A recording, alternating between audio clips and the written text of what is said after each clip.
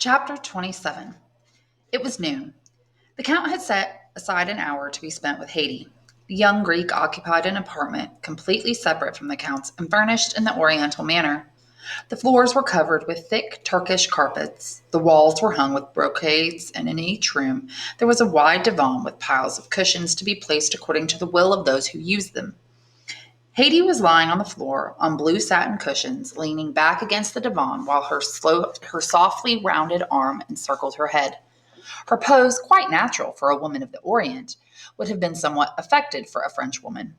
Her face represented Grecian beauty in all the perfection of its type, with its large, soft black eyes, its straight nose, coral lips, and pearly teeth. And over all this was the bloom and freshness of youth. Haydee was no more than 19 or 20 years old. Monte Cristo called for the Greek attendant and sent her to ask Haydee if he might visit her. Haydee raised herself up to one elbow when he entered and held out her hand to him with a smile. "Why did you ask permission to come here?" she asked, in the sonorous language of the daughters of Athens and Sparta.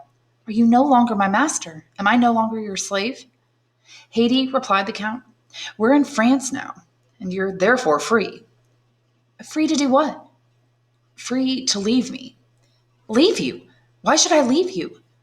"We're going to see many people, and if among the handsome young men you meet, you were to find one who pleased you, I wouldn't be so unjust as to—" "I've never seen a man handsomer than you, and I've never loved anyone except my father and you." "Do you remember your father, Haydee?" Haydee smiled. "He's here and here," she said, placing her hand over her eyes and over her heart. "And where am I?" said Monte Cristo, smiling. "You're everywhere." Monte Cristo took her hand to kiss it, but she withdrew it and offered her forehead.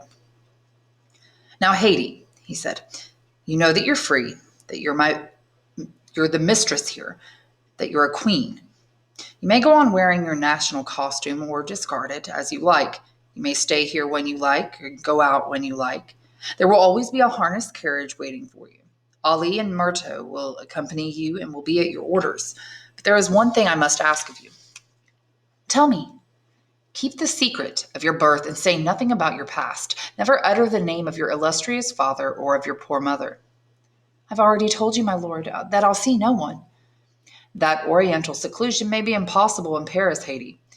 Continue to learn about the life here. In northern countries, as you did in Rome, Florence, Milan, and Madrid, the knowledge may always be useful to you whether you return to the Orient or go on living here."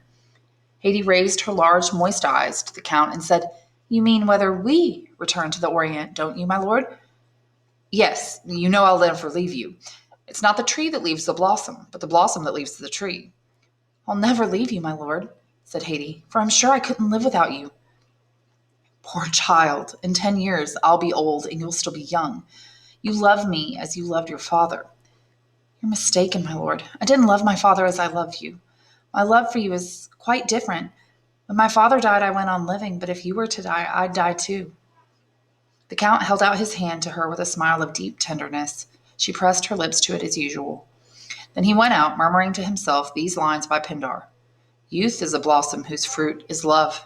Happy is he who plucks it after watching it slowly ripen."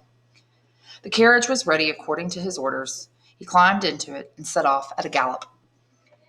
Chapter 28. A few minutes later, Monte Cristo arrived at 7 Rue de Meslay. In the porter who opened the door of the courtyard, the Count recognized old Cocles, but Cocles did not recognize the Count. Baptistin leaned down from his seat to ask if Monsieur and Madame Herbeau and Monsieur Maximilian Morrel were at home to the Count of Monte Cristo. "To the Count of Monte Cristo!" cried Maximilian, throwing away his cigar and hurrying out to meet the visitor. "Thank you very much, Count, for not forgetting your promise." And the young officer shook the Count's hand so warmly that there could be no doubt about his sincerity. "Come with me," said Maximilian. "I want to introduce you myself. A man like you shouldn't be announced by a servant. My sister is in the garden cutting off the dead roses, and her husband is reading the newspapers there. Wherever Madame Herbeau is, you may be sure that Monsieur Herbeau is within a radius of 4 yards, and reciprocally, as they say at the École Polytechnique." At the sound of their footsteps, a young woman of about 25, wearing a silken morning gown, raised her head. It was our little Julie, who had become, as the representative of Thompson and French had predicted, Madame Emmanuelle Herbeau. She uttered a little cry upon seeing a stranger. Maximilian began to laugh. It was treacherous of my brother to bring you here, sir, she said to the count. He never considers his sister's vanity. Penelon, Penelon!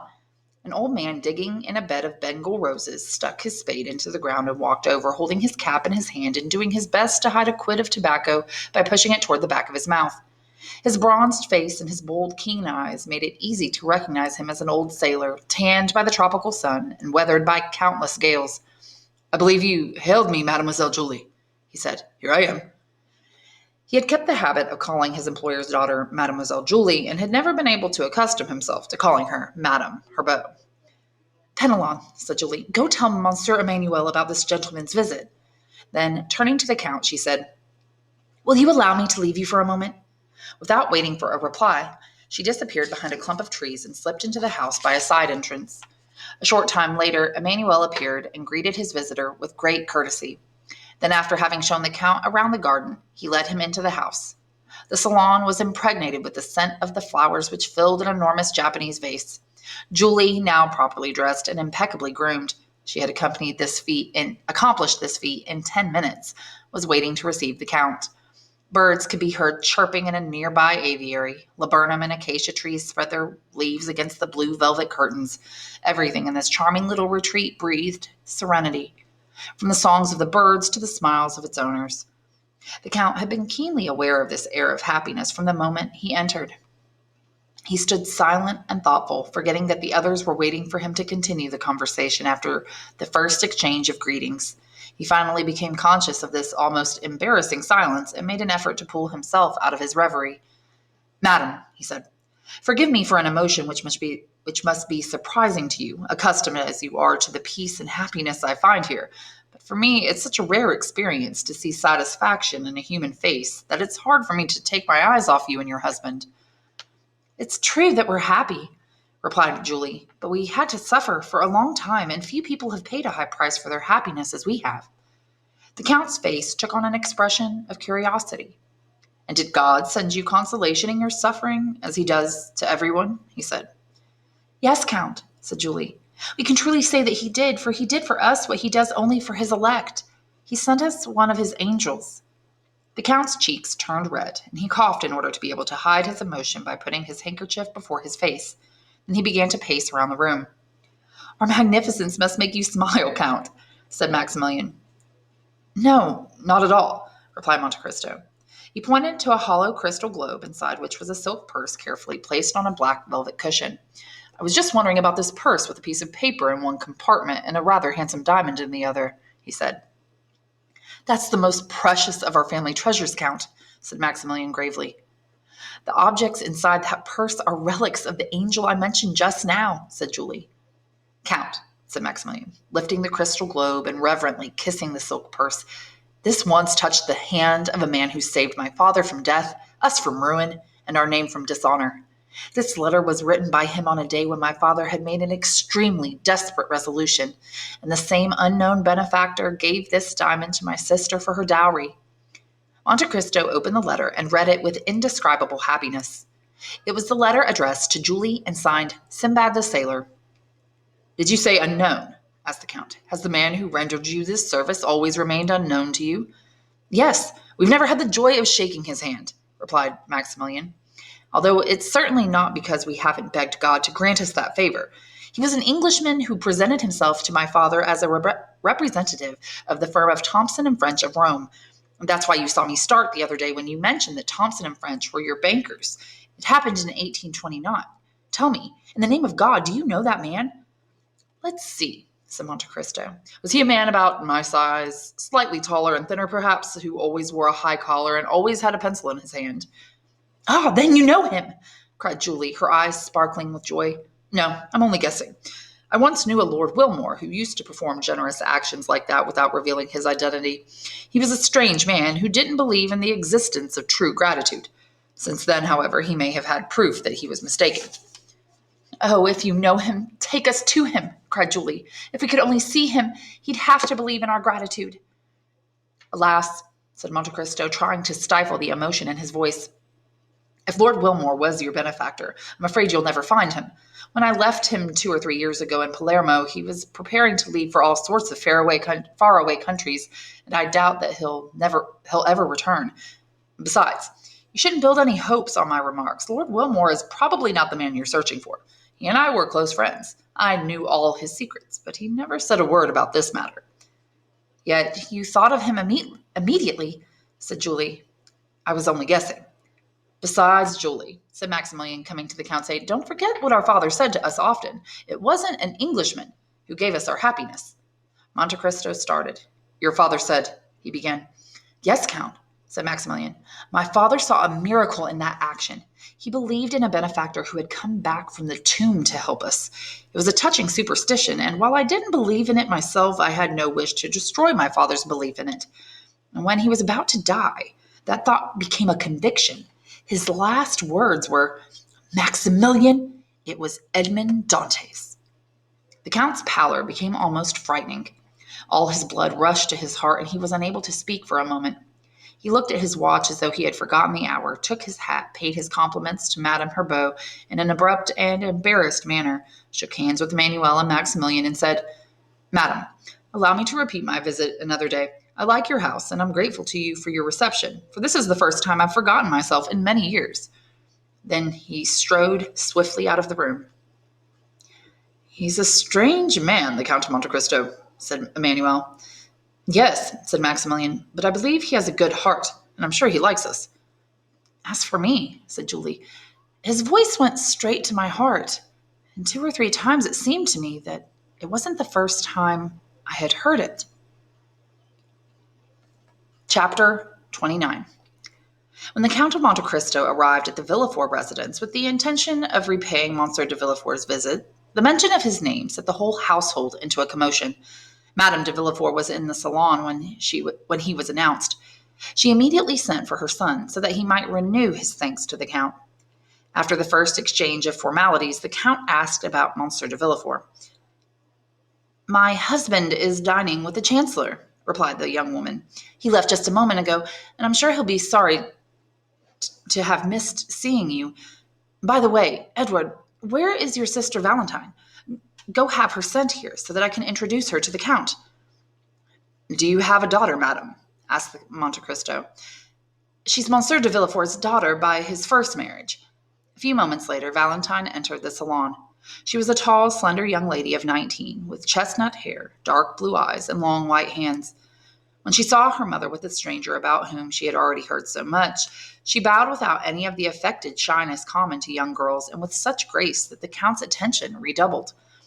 Tell me, madam, said the Count, looking back and forth between Madame de Villefort and Valentine, haven't I already had the honor of seeing you and this young lady somewhere else? I've thought about it before, and when Mademoiselle Villefort entered just now, it was like another ray of light on my obscure memory.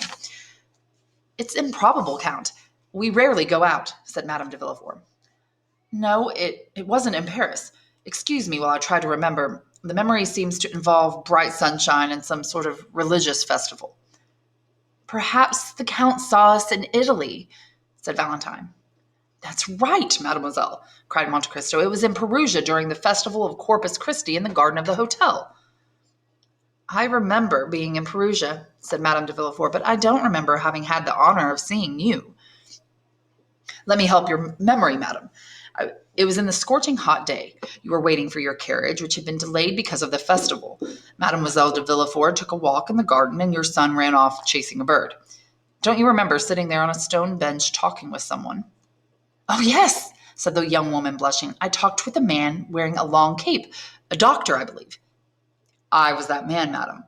I'd been living in that hotel for 2 weeks. I just cured my valet of the fever and the hotel keeper of jaundice, so that I was regarded as a great doctor there. But you cured illness, so you really were a doctor, weren't you? No, madam, although I have made a thorough study of chemistry and the natural sciences. At this moment the clock struck 6. It's 6 o'clock, Valentine, said Madame de Villefort, visibly agitated. Aren't you going to go see if your grandfather is ready for dinner? Valentine stood up, bowed to the Count without saying a word, and left. Was it because of me that you sent Mademoiselle de Villefort away? Asked the Count when Valentine had gone.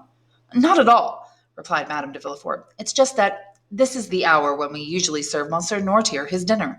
I suppose you know about the deplorable condition of my husband's father. Yes, madam. Monsieur de Villefort has spoken to me about it. Excuse me for mentioning our domestic misfortunes to you, Count. I interrupted you just as you were telling me you were a skillful chemist. Oh, I didn't say that, madam, replied Monte Cristo with a smile. I simply studied chemistry because, intending to live in the Orient, I decided to follow the example of King Mithridates. Mithridates Rex Ponticus, said Edward, cutting out pictures from a magnificent album. He's the one who used to have a cup of poison with cream every morning for breakfast. Edward, you wicked child, cried Madame de Villefort, snatching the mutilated album from the hands of her son. You're unbearable. Leave us alone and go see your sister in your grandfather's room. I won't go unless you give me the album, said the child, seating himself firmly in a large armchair. All right, then, take it and leave us alone, said Madame de Villefort. She gave him the album and led him out of the room. Let's see if she closes the door behind him, said the Count to himself. Madame de Villefort carefully closed the door behind the child. The Count did not appear to notice. Your son was quoting Cornelius Nepos when he mentioned King Mithridates, said Monte Cristo, which shows he's quite advanced for his age. Yes, he learns easily, replied the flattered mother. His only fault is that he's extremely willful. With regard to what he was saying, do you believe that King Mithridates really took those precautions and that they were efficacious? I certainly do, madam. I myself took the same precautions to avoid being poisoned in Naples, Palermo, and Smyrna, and they saved my life in all three places. Oh, yes, I remember you telling me of something of that sort in Perugia. Really, said the Count, in admirably feigned surprise. I don't recall mentioning it. And how did you go about accustoming yourself to poison? It's quite simple. Suppose you know in advance what poison will be used against you. Suppose it's brucine, for example. Brucine comes from the Brucea ferruginea, doesn't it? Asked Madame de Villefort. Precisely, madam, replied Monte Cristo. I see I have little to teach you. Such knowledge is rare in women. Well then, suppose the poison is brucine. The first day you take 1 milligram of it, the second day 2, and so on until you're taking 10 milligrams a day on the 10th day. Then you begin to add 2 milligrams each day until on the 20th day you're taking 30, a dose which does you no harm, but which would be extremely dangerous to someone who hasn't taken the same precautions. I've often read the story of King Mithridates, said Madame de Villefort thoughtfully, but I always took it for a fable. No, madam, it's quite true. Furthermore, not only do the Orientals use poison to make themselves a suit of armor, but they also use it as a dagger. And they use it so skillfully that human justice is left without a clue. Go outside France to Cairo or even to Naples or Rome, and you'll see men who appear to be in perfect health, but about whom some demon could whisper in your ear, that man has been poisoned for 3 weeks. In another month, he'll be dead. The poison attacks some specific organ of the body, brings on an illness which is quite well known to science, but fatal nevertheless, and there you have a murder that will remain forever unknown to justice. It's frightening, but it's admirable, said Madame de Villefort, who had been listening with motionless attention. It's fortunate such poisons can be prepared only by chemists, otherwise one half of the world would poison the other. Either by chemists or by people who have studied chemistry, remarked Monte Cristo. You yourself must be a great chemist, Count, for that medicine you gave my son, which brought him back to life so quickly. Don't form any false ideas about that, madam. 1 drop of that liquid brought your son back to consciousness, but 3 drops would have forced blood to his lungs in such a way as to give him palpitations of the heart, and 10 would have killed him. You may recall how quickly I snatched the bottles away from him. It's a terrible poison, then? Oh, no.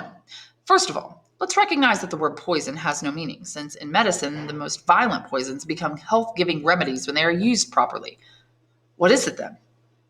It's a preparation made for me by a very learned friend of mine, who also taught me to use it. I see. It must be an excellent antispasmodic. A perfect one, madam, as you saw for her yourself. I often use it myself, with all possible caution, of course, added Monte Cristo, smiling. I'm sure you do, said Madame de Villefort in the same tone. As for myself, I'm extremely nervous and inclined to fainting, but I have no learned friend like yours, so I'm obliged to go on using Monsieur Planche's antispasmodic. I prefer my own. Certainly. So would I, especially after having seen for myself what it can do. But I suppose it's a secret, and I'm not indiscreet enough to ask you for it. But I'm gallant enough to offer it to you, madam, said Monte Cristo, standing up. Oh, Count! Remember one thing, however. It's a remedy in small doses, but a poison in large doses. 1 drop of it restores life, as you've seen. 5 or 6 drops would kill infallibly. And it's all the more dangerous because of those 5 or 6 drops.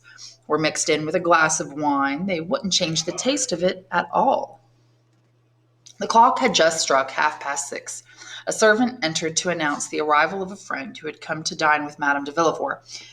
If this were our 3rd or 4th meeting instead of our 2nd, said Madame de Villefort, and I had the honor of being your friend instead of simply being indebted to you, I'd insist on keeping you here for dinner, and I wouldn't let myself be daunted by a first refusal. Thank you very much, madam, replied Monte Cristo, but I also have another engagement which I must keep. Very well then, Count, but please don't forget my remedy. Certainly not, madam. To forget that, I'd have to forget the hour of conversation I've just had with you, which is completely impossible. The Count bowed and withdrew. His results had surpassed his expectations. I'm sure the seed I've sown hasn't fallen on barren ground, he said to himself as he went out. And the next day, true to his promise, he sent Madame de Villefort the remedy she had requested. Chapter 30. Several days later, Albert de Morcerf came to call on the same Count of Monte Cristo in his house on the Champs-Élysées, which had already taken on that palatial air which the Count, thanks to his immense fortune, always gave to even his temporary residences. Albert was accompanied by Lucien Debray. It seemed to the Count that Debray's visit was prompted by a twofold curiosity, half of which emanated from the Rue de la Chaussée-d'Antin, that Madame Danglars, in other words, unable to examine with her own eyes the house of a man who gave away horses worth 30,000 francs and went to the opera with a Greek slave girl wearing 1,000,000 francs worth of diamonds, had instructed Debray, through whose eyes she was accustomed to seeing, to bring her back what information he could. Outwardly, however, the Count appeared to be aware of no connection between Debray's visit and the Baroness's curiosity. You see Baron Danglars quite often, don't you? He asked Albert. Of course. You know what I've told you. It still holds good, then? Oh, yes. It's a subtle matter. Is she pretty? Very pretty, even beautiful. But she has a kind of beauty I don't appreciate. I'm unworthy of her. You talk about her as though you were already her husband, said Monte Cristo. You don't seem very enthusiastic about this marriage. Mademoiselle Danglars is too rich for me, said Albert. That frightens me. I admit, said Monte Cristo, that it's difficult for me to understand your repugnance for a young lady who's both rich and beautiful. Oh, I'm not the only one who objects to the marriage. My mother is also against it. I think she has something against the Danglars family. You're so lucky to be free, Count. Well then, be free yourself. Who's to prevent you? It would be too great a disappointment to my father if I didn't marry Mademoiselle Danglars. Marry her then, said the Count with a strange shrug of his shoulders. On the other hand, said Albert, it would cause my mother more disappointment. It would cause her pain. Then don't marry her. I'll see. I'll try to decide what I should do. You'll advise me, won't you? Perhaps you can help me to get out of this embarrassing situation. But if worse comes to worse, I'll quarrel with my father to avoid causing my mother pain. Monte Cristo turned away. He seemed to be agitated. Well, he said to Debray, who was sitting on the other side of the room with a pencil in one hand and a notebook in the other, what are you doing, sketching?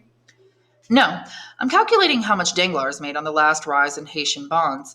They went from 200 to 6 and 409 in 3 days.